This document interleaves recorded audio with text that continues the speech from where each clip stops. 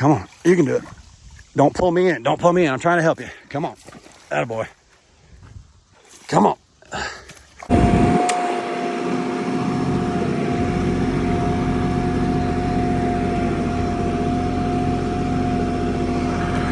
Fredo. Fredo. Are you okay? You think he's stuck? He doesn't look, I don't know, hang on. Fred, what are you doing, buddy?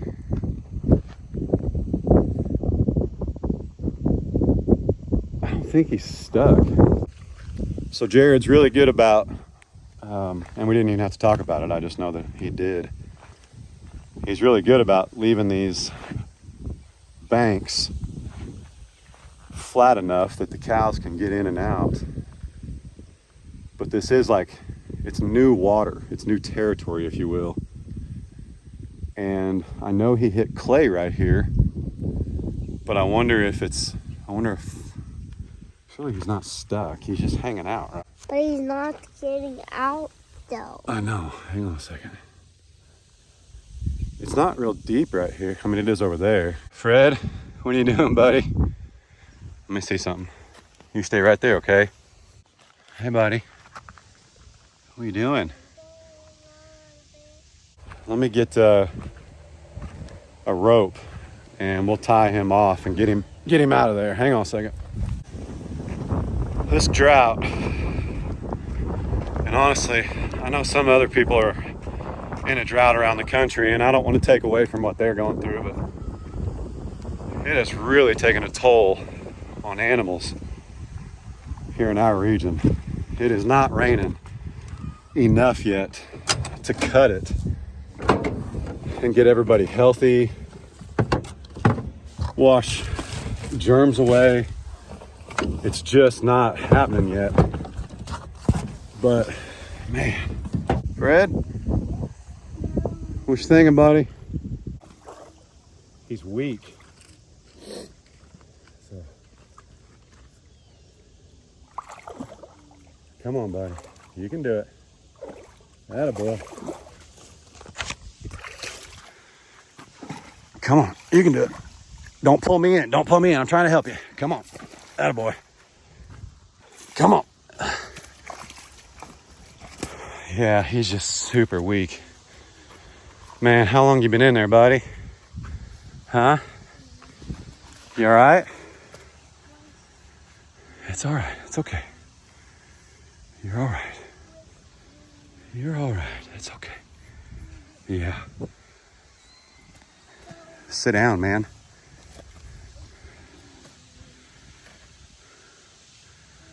I think he's too weak to get up this hill. Hang on.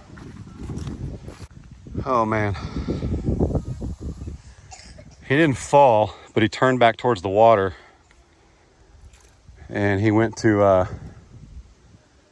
back to the water. He's laying down. But we need to get him up here and see if we can put him somewhere where he'll be safe and dry.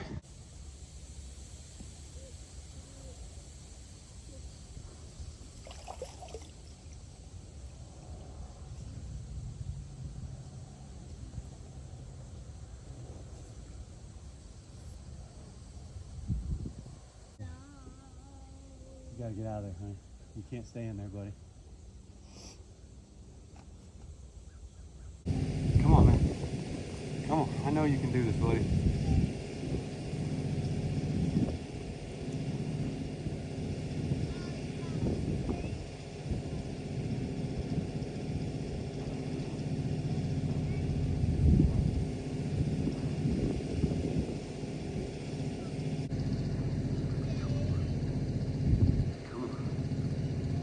I know you don't like it when I do this. I want you to get up. Come on, man.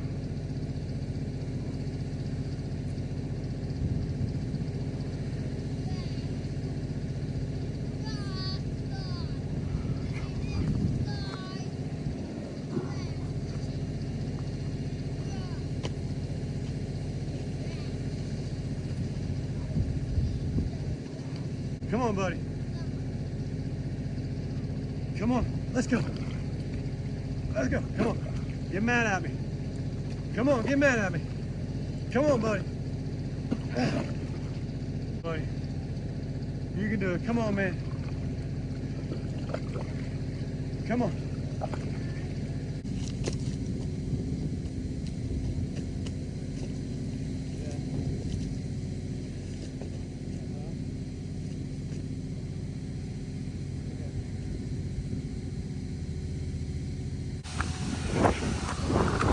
I know, buddy. I know. I'm so proud of you. It's okay. It's okay, man. You're all right. It's okay. Let's go to the doctor, though, okay? You can sit down. You want to sit down right there? Sit down, man. Sit down. It's okay. I'll bring the trailer to you. Hang on. Poor Fred. A second ago, he was alive a second ago. But now he's dead. I am bad about Fred.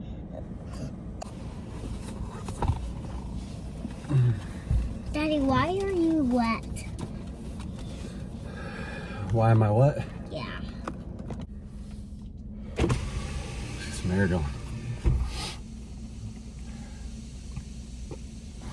How's Fred feeling? Well, what happens when we die?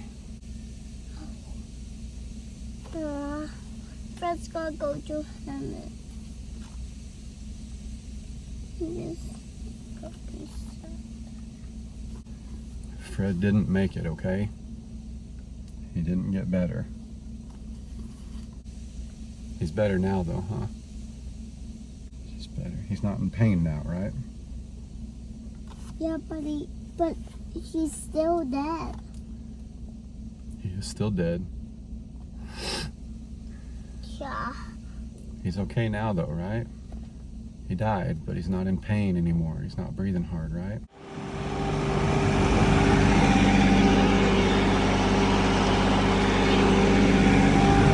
You understand what happened with Fred?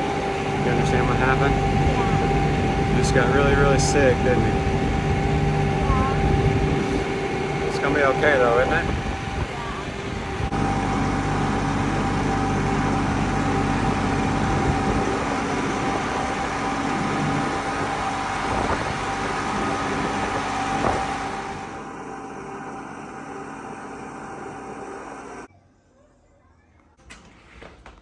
The video you guys just saw was filmed this morning, the day you guys are watching this. The next part of the video is when we picked up the tractor yesterday. And it was one of the greatest days of my life yesterday.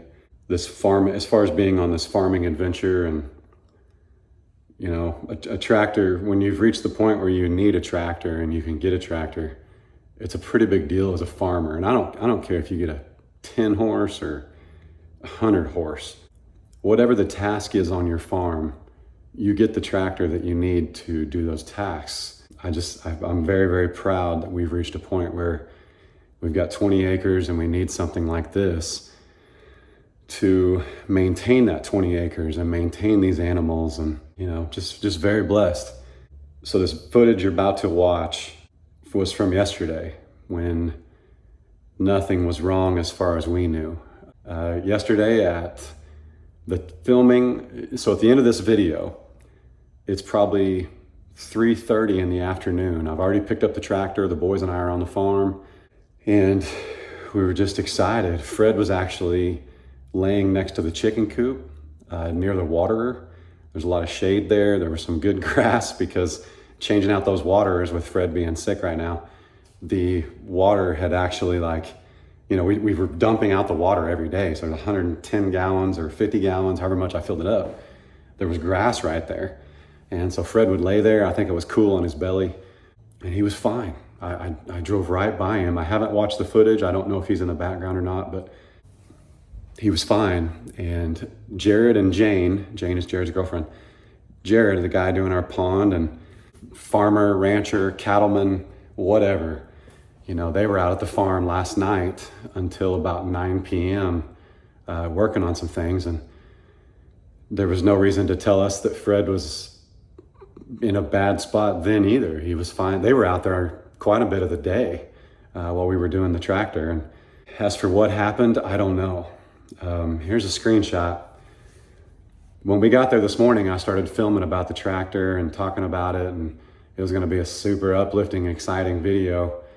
It changed quickly when we couldn't find Fred. He's pretty much the first thing I do in the mornings is go find Fred right now. And he had been in that part of the pond before, and I can't remember if I said it in the video or not, but everywhere Jared has worked, he's left the banks to where if a cow got in there, a cow could get out, or a donkey, goat, whatever. It's not like Fred fell in, or, it's not like the clay had trapped him. I mean, I thought he was stuck just because he wouldn't come out. I could tell right away that he wanted out. He just didn't have the strength. Jared said a while back, before all this, if he had a fever, he may be going over there to cool off, which sounds kind of contradictory. When we get a fever, we get cold, but there's no way to know, guys. There's so many things. I called the vet immediately when I got Fred out of the water, because I knew the vet was going to say, get him out of the pond. I got him out of the water. We were going to put him in the trailer. I was on the phone with the vet, Dr. Huff, for about 6 minutes. I don't know, the screenshot may show it. And in that 6 minutes, Fred expired. Right. He wasn't hurting. He took a couple deep breaths and just didn't wake back up. I had a feeling he was not going to make it. And the last thing I was going to do is let him go in that pond. I know he loved water. I know we make jokes about him being part water buffalo, but would have fallen down and then drowned, even though he could stand up in that water, and that's terrible.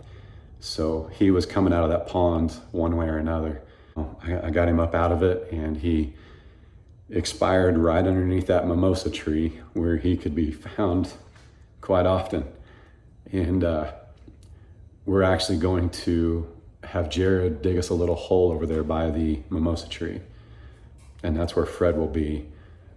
We did move him to the back in the meantime, so nothing messes with him. And I know if we don't bury him, I know, okay, you don't need to tell me how, okay, we're going to take care of that side of it. I was talking to Dr. Huff, and I brought up the snake bite thing because a lot of you guys had mentioned that. And he said, well, and I'm summarizing, if he got bit by a snake, upon looking at Fred, his diagnosis was pneumonia. The snake bite likely came after, how do I put this? Okay, for a healthy cow to get bit by a snake, the snake has to be as startled as the healthy bovine. Fred was not healthy. He was probably not able to get out of the way. Not that a snake sought Fred out, but let's say when Fred got in that water, a snake was already there and it bit him. Did it happen this morning? Did it happen 2 days ago, 3 days ago? We'll never know. Dr. Huff offered, he said, I can come out and give him a steroid, but if I do that, and I knew, if he would have done that, it probably could have snapped him out of it for a little bit. But then he would have gone right through that labored breathing process again. The steroid would have I got enough energy. I can get out of this pond. I can do this. That's what it would have done to Fred. And he ultimately still would have succumbed to this ailment. He was pretty bloated, which I think had a lot to do with the pneumonia, but that also can be part of the snake bite. You don't know if he was bit. Everybody reacts different. Everybody. Can't look for bite marks on a highland. They're not going to show up like that. Fred is every bit of 500, 600 pounds. It's tragic, guys. It really is. We did absolutely everything we could. What I appreciate about the order of events today, Fred was my first highland bull. Very, very experienced farmers and ranchers have lost animals this year due to this drought. Whether it causes that dusty pneumonia or that swollen esophagus like Gary and Cassie had in one of their calves, or the drought just not having enough water and hay and food, or the heat. A lot of people with way more experience than me have lost cattle this year, and it's really, really sad. But it is part of farming. Boy, that's a rough thing to say, but that's the reality. I can't thank those of you enough who support us day in and day out. There's just nothing we could do. I hung up with the vet and I immediately called Gary. Or I text Gary. I was texting Gary and Cassie, and I had Gary call me because I just had to say it out loud. What was going on, and of course I called Grandpa a little bit after that. I'm ending this video with video from yesterday of the tractor because this amazing accomplishment of reaching a point in our farming venture, our farming life, of needing a tractor happened the day before this happened with Fred. And I really, really appreciate that. Without this tractor, I would not have been able to help Fred today. So the first task of this tractor on our farm, the first 2.9 hours, dedicated to Fred. And you know, Fred, I got him when he was just off his mom. He bawled when we got him to the farm. Just an awesome, awesome creature and animal from day one. And I'm so grateful that he got to live his last days here on our farm. I'm very hopeful that he was able to breed one of the heifers. But yeah, he got to live his last days on 20 acres with a pond that was certainly his. I don't know if I'll be able to do it or not, but you know, we may end up naming that pond Fred, or I might call the tractor Fred. I just don't know if I can say it all the time because of what he meant to us and you guys out there. There's 1% of the people that watch this will never understand that in farming things happen. Fred was perfectly fine last Friday night when Jared was dozing and worked until sunset. I was out there with him. I have footage of it. Was chasing trees that were falling down. And then the next morning he was not okay at all. And that's when you guys saw us call the doctor, go get the meds, rig up a temporary chute, give him the shots. Within 8 hours of getting those shots, he was doing much better, noticeably better. It's a tragedy. It's not fun. But I truly believe we did everything in our power to keep Fred safe and all the animals safe. I've called 3 or 4 people today, including the veterinarian, that raise 700, maybe 1,000 cattle. And there's nothing I could have done that they would do differently. Nothing. Some farmers that don't treat for pneumonia, they isolate and let the cow work through it, depending on if it's a mom that's pregnant, a mama cow.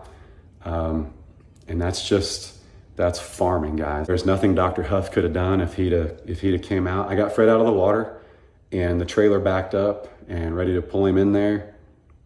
And that was it. That's when I got a hold of Dr. Huff. That was it. Dr. Huff advised me to put him down if I needed to, if he started laboring, but he didn't. He just took a couple deep breaths and expired. I didn't have to do that, thank goodness.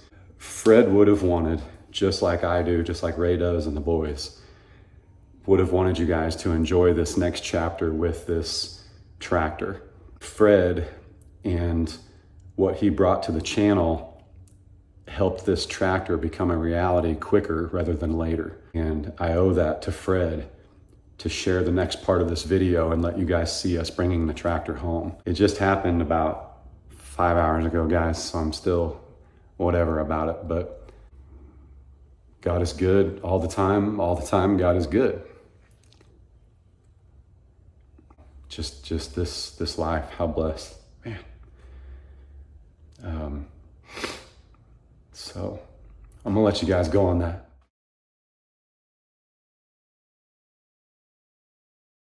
Hey, what do you think of that? What color is it? Orange. Orange? But what if we took this one home? Can we take that home and drive it around the farm? Yeah. Yeah. Did you just wake up? Yeah. Yeah. Those tires are taller than you. Well, here it is.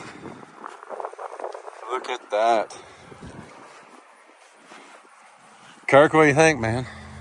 I think it's yours. I think it's mine. I think it'll move some dirt, move some hay.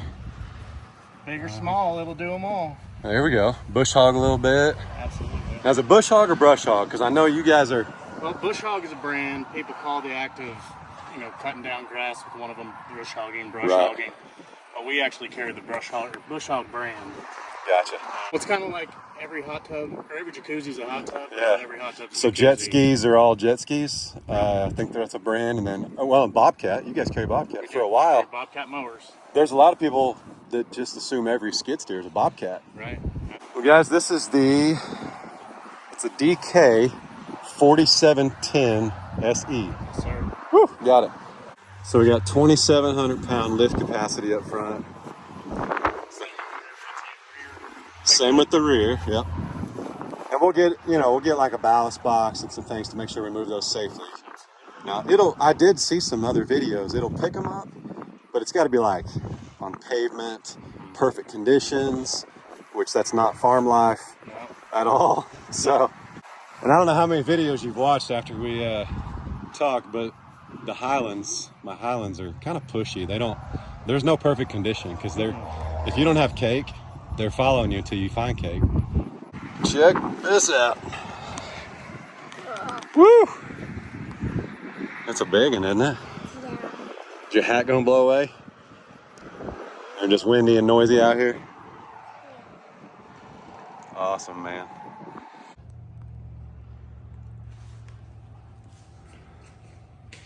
All right, guys, he's not super excited about being on camera, but I told him if I buy something from him, he has to. So, you guys got to meet this dude. You got everything private, hidden information or docs or... Absolutely. We don't violate any HIPAA laws or anything. So, this is Kirk, guys. Everybody say howdy. This is Adler. You guys know Adler, right? Did you just wake up from an NAP? Yeah. Do you know what an NAP is? What? Nap. Yeah. I need a nap. Yeah, I would love to take a nap. I tell my teenager all the time, I'm like, dude, I would go back to the days taking naps and only having to worry about like what I was going to eat for lunch in a heartbeat. Well, man, I appreciate it. I walked in and I just kind of said, hey, never heard of coyote before, but been doing a lot of research, watching a lot of videos. Tell me what you got. I said I needed to pick up a round bale, and you took the reins and we found what we needed, right? Absolutely. It's what we do here. We just try to get people exactly what they need for what they need it for. No pressure, no nothing. We're here to... Super low hassle. Now you guys, you've been here since, I mean, you haven't personally been here. I haven't John's personally been here, but since... John's been in business for 38 years, serving the 4-state area, started selling Belarus tractors, took over the Coyote brand, McCormick brand. We also carry the Bobcat zero turns, Walker zero turns, and the Coyote zero turns as well. McCormick big tractors. And of course the Coyote brand. Sure. So we're a bush hog dealer. All sorts of stuff. Implements, even if anything you don't, anything you can think of, we can either have on our lot or we can get our hands on for you guys can only sell them in Oklahoma though, right? No, we can sell them anywhere. Right. What's the farthest order, or how far you ship stuff? I believe the furthest that they've shipped something is they shipped a shaver post driver to Hawaii. To Hawaii, yeah. To Hawaii, Big need for posts in Hawaii, I guess. And that's about 1,000-pound piece of equipment that they shipped all the way from here to Hawaii. You didn't get to I would have offered to hand deliver that one or something, man. Yeah, I don't think I could have swam that thing across. Yeah, true that. Somebody hooked him up. Yeah, so this is a 45 horsepower. It's a 47 horsepower. 47 horse. It's a DK 4710 SE. Now it had turned on it. Extremely capable tractor. Kirk just cleaned his office, so I'm sure that's spot on there. My office stays with dirt on the floor. We're out working in it all the time. God made dirt, dirt don't hurt. Absolutely. That's how you build immunities. Absolutely. 4710 SE. The DK is beefier, if you will, than the CK. Absolutely. It's bigger back wheels, heavier, wider frame, more lift capacity. So it's built like you and me. Yeah. Wider frame, bigger feet. Yep. Can lift more, dig really good holes. Dig really good holes. Yeah, I'm good at that too. Yeah. Yep. I dig my own often. Super excited, guys. We couldn't do this without you guys. I sincerely appreciate you all watching. John's Tractor Works and Equipment, Veneta, Oklahoma. And then we also have another store, Four Seasons Ag and Lawn in Oologah. They're the same company, just different names. Gotcha. Oologah? Oologah. See, I'm new to Oklahoma still. I've seen that. I didn't know how to say it, but now I do. It's on Highway 169 between Oologah and Collinsville. Gotcha. Because see, when I first moved here, my wife's been here for several years now, and I didn't know how to pronounce any of them names. So when I say them in front of her, she laughs at me. So now I know how to say it. I'll impress her tonight. I'll be like, yeah, I was over there in Ulaga today. So, no. But anyway, man, seriously, it's super low hassle. I actually hadn't planned on buying one so soon, but I have watched countless hours of coyote videos on YouTube the last couple days, to the tune of about 2:30 in the morning last night. And I'd already committed. It was already a done deal. And I still stayed up till 2:30 watching videos. Now I know I need like a 3-point carry-all. I'm gonna build a box around it, so I have kind of like a collection of things I can drive around. I don't need that, but I want it. It's nice to have. It's nice to have. Now you hooked us up with I'm paying for it, but a bale spear. Absolutely. So, and it's Coyote brand or Bush Hog brand. Bush Hog brand. But yeah, let me know what you guys think we might else need. I know grapples are a cool deal, but you guys know our property. We've recently just had 12 acres dozed and completely mowed and taken care of. I may not need a grapple right now, but let me know what else we will need. Some people are actually upset I didn't get a cab, but a cab adds, true story, what, 5 or 6 grand? Roughly. Which is a great investment if the tractor is your office. If you're sitting on it 10, 12 hours a day, I think a cab is a great idea. You absolutely need one. I'd recommend it. When it gets hot here, just do the chores in the morning. And when it gets cold, just do the chores quicker. Absolutely. Just real quick. That's it, guys. Like I said, I'm going to put all his information down below, and you should absolutely reach out to him. This tractor is going to blow your mind. It's no slouch. Bruce, you want to go for a ride? How's it look? What do you think? It's on our farm. What's it look like? How's the tractor look now? It looks like Look at it. Say, check it out. check it out. All right, let's unhook it. Bruce, get off of there. Shoot. Come here, boss man. Woo. Woo-hoo.